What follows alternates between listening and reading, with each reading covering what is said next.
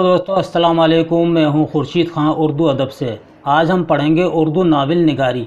अगर आपने अभी तक हमारा उर्दू अदब चैनल को सब्सक्राइब नहीं किया है तो अभी सब्सक्राइब कर लीजिए और साथ में घंटी का निशान को दबा दें ताकि हमारी हर नई वीडियो आपके मोबाइल में सबसे पहले पहुंच जाए। आज की क्लास शुरू करने से कबल मैं आप सब बहनों और भाइयों का तहे दिल से शुक्रिया अदा करता हूं। आपने अच्छे कमेंट्स लिखे और आपको हमारी क्लास पसंद आई, पढ़ाने का तरीका पसंद आया। आपके लिए मैं हत्तुल इम्कान कोशिश करता हूं कि सवालात को अच्छी तरह से मैं आपको समझा सकूं। कल की वीडियो में हमने पहला सवाल मुग़लिया हुकूमत ने हमको 3 चीज़ें दी, ताज महल, उर्दू और गालिब। ये कौल किसका है? तो हमसे सहवन हो गया था। इसका हमने जवाब अब्दुर्रहमान बिजनौरी बता दिया था, जबकि सही जवाब है रशीद अहमद सिद्दीकी। दोस्तों हमने फ़ौरन कमेंट बॉक्स में इसकी तस्हीह कर दी थी। अगर आपने नहीं किया है तो अब सही कर लीजिए, रशीद अहमद सिद्दीकी सही जवाब है। आइए आज का वीडियो का आगाज़ करते हैं। ये रहा पहला सवाल, लफ्ज़ नावल किस लफ्ज़ से माखूज़ है, यानी किस लफ्ज़ से ये लिया गया है? तो इसका सही जवाब है दोस्तों नोविला। ये नोविला से लिया गया है। और नोविला किस ज़बान का लफ्ज़ है? तो ये अतालवी ज़बान का लफ्ज़ है, अतालवी। नावल किससे मुश्तक़ है, ये इस तरह से भी पूछा जाता है, तो आप जवाब दीजिएगा अतालवी लफ्ज़ नाविला से मुश्तक़ है, जिसके मायने हैं नया के।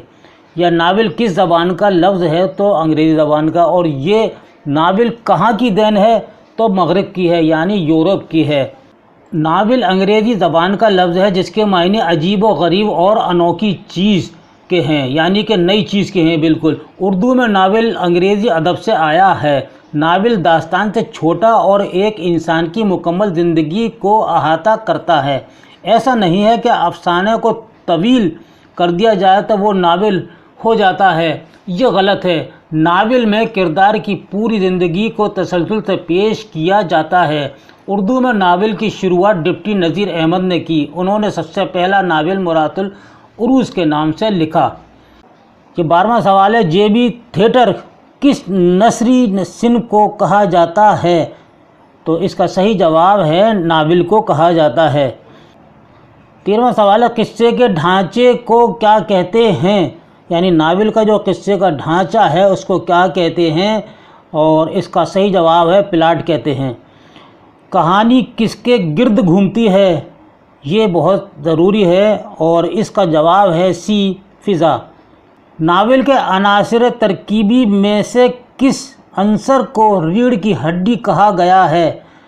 इसका सही जवाब है किस्से को कहा गया है।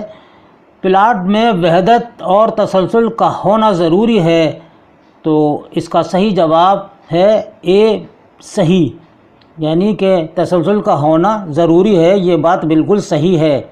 नावल का अंदाज़ बयानिया होता है या नहीं होता है, ये जवाब आपको देना है। तो इसका जवाब है बिल्कुल सही, बयानिया होता है। ये बी वाला आपका बिल्कुल सही है।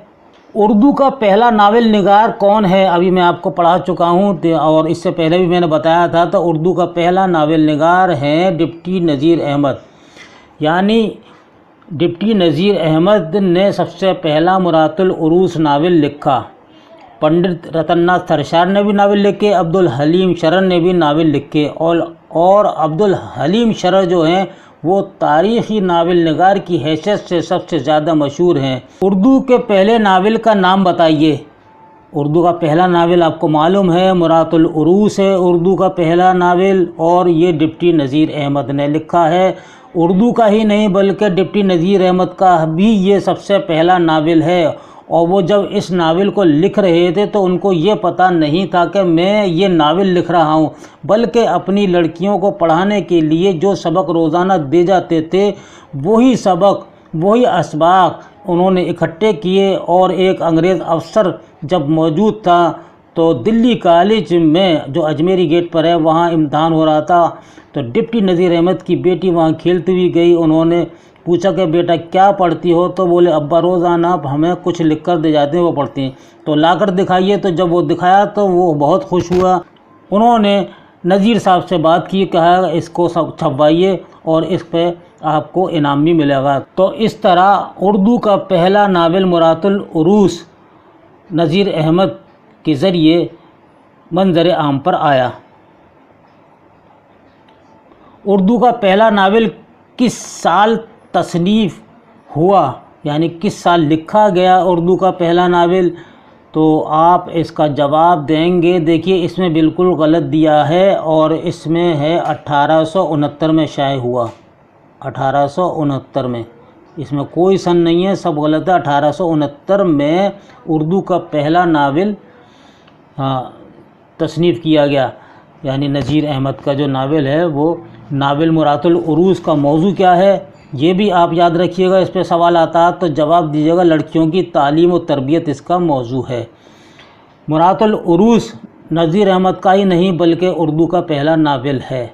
22واں سوال، توبۃ النصوح کس کا ناول ہے؟ تو یہ بھی ڈپٹی نذیر احمد کا ہے، توبۃ النصوح ڈپٹی نذیر احمد کا۔ ڈپٹی نذیر احمد نے تیسرا ناول کون سا لکھا؟ آپ جواب دیجیے گا توبۃ النصوح ان کا تیسرا ناول ہے جو 1877 میں شائع ہوا، 1877 میں شائع ہوا توبۃ النصوح۔ اور ناول فسانہ آزاد کا مصنف کون ہے؟ فسانہ آزاد کا مصنف کون ہے؟ تو آپ اس کا جواب دیں گے پنڈت رتن ناتھ سرشار اس کے مصنف ہیں، پنڈت رتن ناتھ سرشار۔ فسانہ آزاد بہت ضخیم ناول ہے، یعنی کہ فسانہ آزاد 4000 صفحات پر مشتمل ہے اور 1880 میں یہ ناول پہلی بار شائع ہوا۔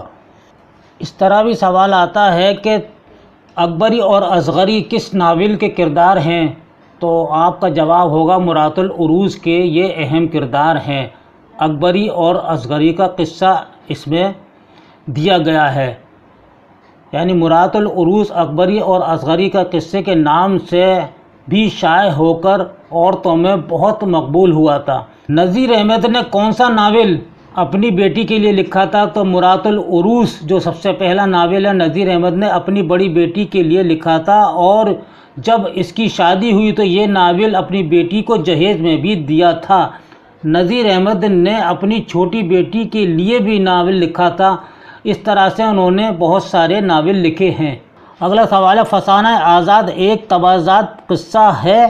ہاں، نہیں، تمثیل، یہ سب جواب ہے تو جس کا ہے نہیں، جواب دیجیے گا نہیں، تبعزات نہیں ہے، یعنی کہ خود کا لکھا ہوا نہیں ہے، تبعزات کا مطلب ہے خود کا لکھا ہوا نہیں ہے۔ فسانہ آزاد کا موضوع لکھنؤ میں جاگیردانہ نظام کی زوال پذیر معاشرت ہے؟ تو جواب دیجیے گا ہاں۔ جامع سرشار کس کا ناول ہے؟ تو جواب دیجیے گا اس کا رتن ناتھ سرشار ہیں، جامع سرشار۔ پریم چند کا پہلا ناول کون سا ہے؟ اسرار معابد ہے، جو 1903 میں پہلی بار شائع ہوا تھا، یہ پریم چند کا ناول ہے۔ اس طرح سے پریم چند کے بارے میں بھی بہت سارے سوالات آتے ہیں ناول پر۔ محمد علی طیب کے ناول کا نام بتائیے، یہ اگلا سوال آ جاتا ہے۔ شوقین ملکہ، نیل کا سانپ اور کالا سانپ، تو جواب دیجیے گا نیل کا سانپ، یہ بھی محمد علی طیب کا مشہور ناول ہے۔ اودھ پنچ کے ایڈیٹر سجاد حسن کا کون سا ناول ہے؟ تو آپ جواب دیجیے گا احمق الذی۔